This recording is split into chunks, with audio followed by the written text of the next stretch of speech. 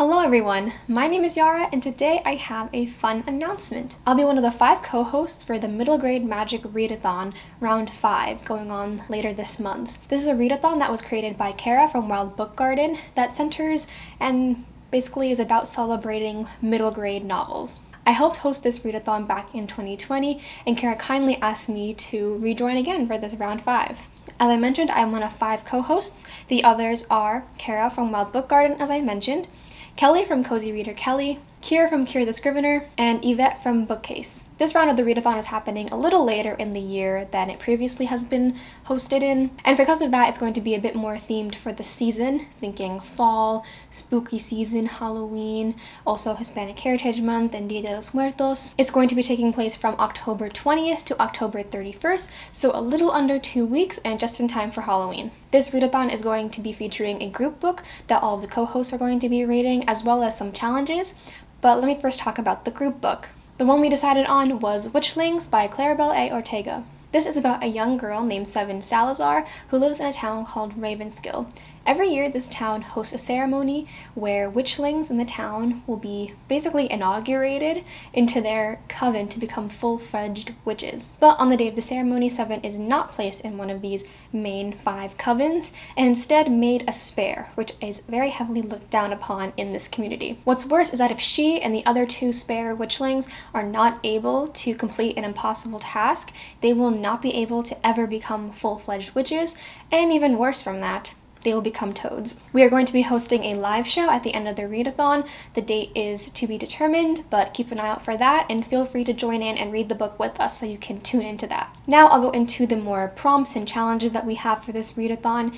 This year, the readathon is meant to be pretty chill. It's not meant to be stressful or be too hard to complete, and so we divided the challenges into 2 tiers. The first tier is more chill and geared towards people who may not have a lot of experience with the middle grade genre, or if you just want something a little bit more low stakes. Prompt 1 is to read a book that feels seasonal to you, and this is specifically worded because seasonal can mean a lot of different things to a lot of different people, also depending on where you are in the world, what hemisphere you're in. This could be more cozy, spooky, autumnal if you're in the northern hemisphere, more spring-like if you're in the southern hemisphere, or it could be more broad than that. It could just be about the colors on the cover, whatever screams seasonal to you. So this is really open to interpretation. Prompt number 2 is read a book by a Latin American author. And prompt 3 is read a book nominated for an award or listed on a reading list that is not a Newbery. The Newbery Award being an award that is given to children's literature. And just to clarify, the book can also be a Newbery Award winner, but for this challenge, we ask you to try to search for other awards, maybe less widely known than the Newbery. In the description, I'll leave some links to websites that can help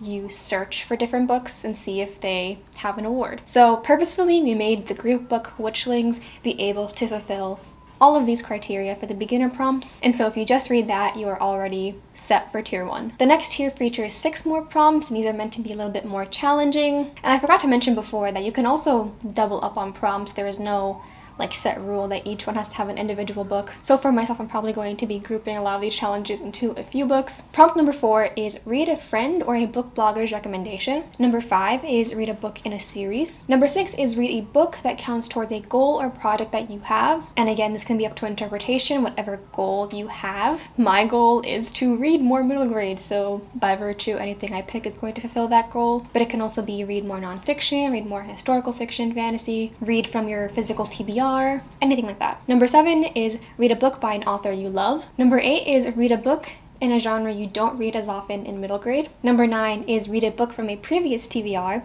Does not have to be a middle grade magic TBR. Could be literally anything, any book that you had planned to read in the past but didn't get to. And number 10 is read a book featuring Latin American folklore or mythology. So again, like I said, feel free to pick and choose, mix and match, whatever floats your boat with what you want to read. You can even just use these prompts as inspiration for books that you want to seek out. The real point of this readathon is to celebrate middle grade and get more people interested because it is often a genre that gets neglected, especially in the online book world. I've definitely noticed in myself that over the years I've tended to drift away from middle grade sometimes, and I have to be kind of reminded to seek those books out because they're just not as heavily advertised to people in my age group. And don't get me wrong, I still consume a lot of children's oriented media, especially TV and movies.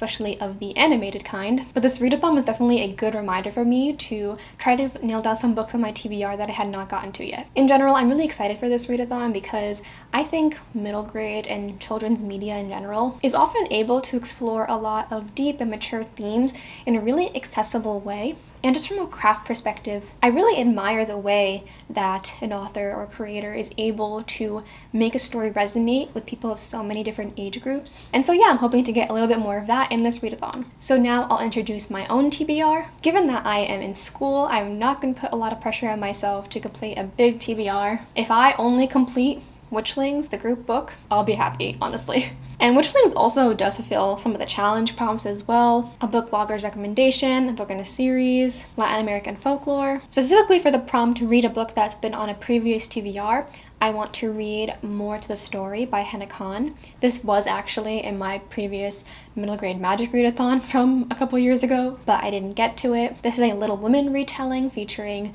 an American Muslim family in a modern day setting. I haven't read Little Women, but I've watched the Greta Gerwig movie and I loved it.